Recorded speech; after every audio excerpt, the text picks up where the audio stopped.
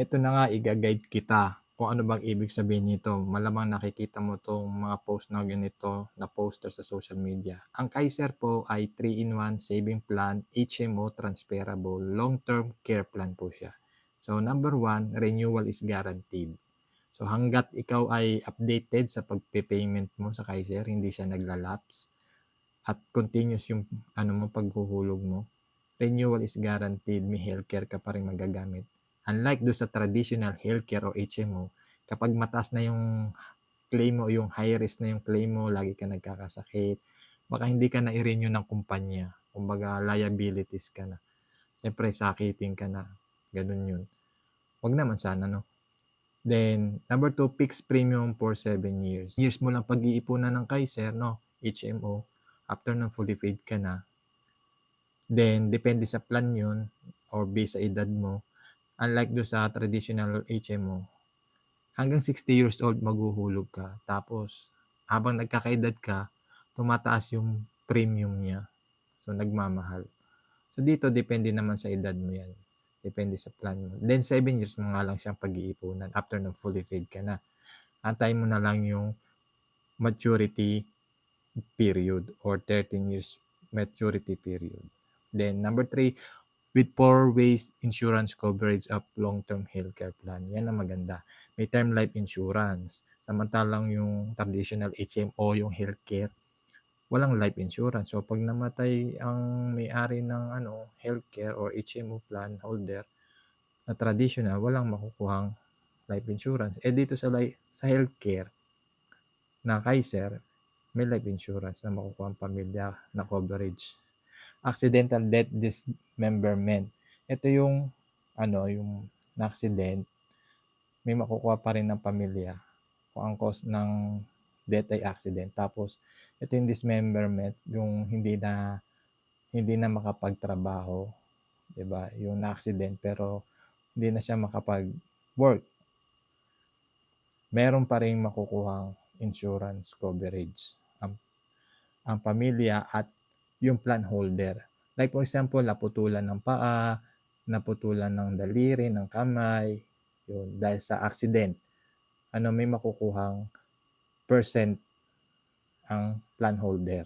Sa pamilya, accidental death coverage naman na makukuha ng pamilya, yung primary beneficiary.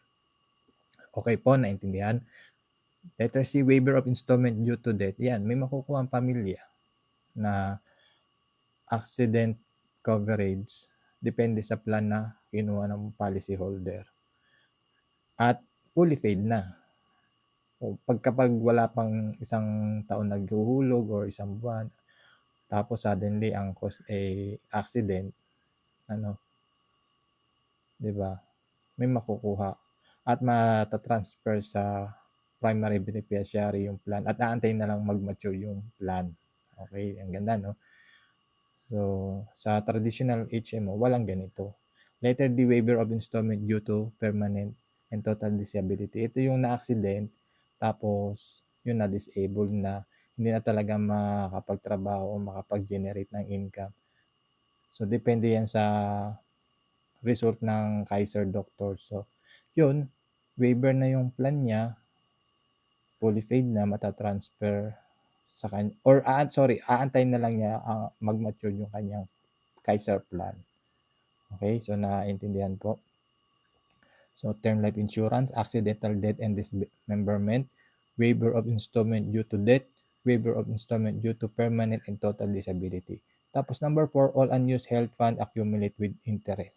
So yun, kapag hindi mo nagagamit yung healthcare mo, nag-grow yung ating savings sa healthcare. Unlike sa Kaiser, unlike sa HMO traditional healthcare, walang interest na lumalago yung pera mo. Hulog ka lang ng hulog doon. Kapag hindi mo nagamit, so yun, wala lang, goodbye na yun. Another hulog ka ulit taon-taon sa traditional HMO. Number 5, with the return of premium of up to 85% of the contract price for non-utilization during the paying period. Ito yung kapag hindi mo nagamit yung annual benefit limit mo na 50,000, for example, sa loob ng 7 years, yung inipon mo sa Kaiser Sa loob ng 7 years na pag-ipon, yung total contract price ng Kaiser mo or yung plan mo, 85% nun ibabalik upon maturity. Yun ang maganda sa Kaiser Long-Term Healthcare, may money back. Unlike sa traditional HMO, walang money back.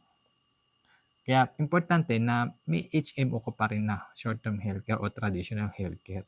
Yun yung gagamitin mo para ngayon habang ikaw'y nag-iipon para dito. Kasi pagtanda natin, di ba, at nagretiro na tayo, wala na tayong short-term healthcare o traditional HMO. At dito napapasok ito si Kaiser Long-Term Healthcare Plan. Ano po?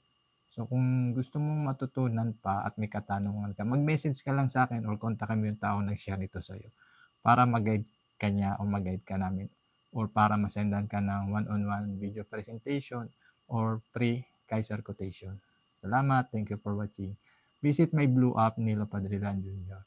Thank you for watching.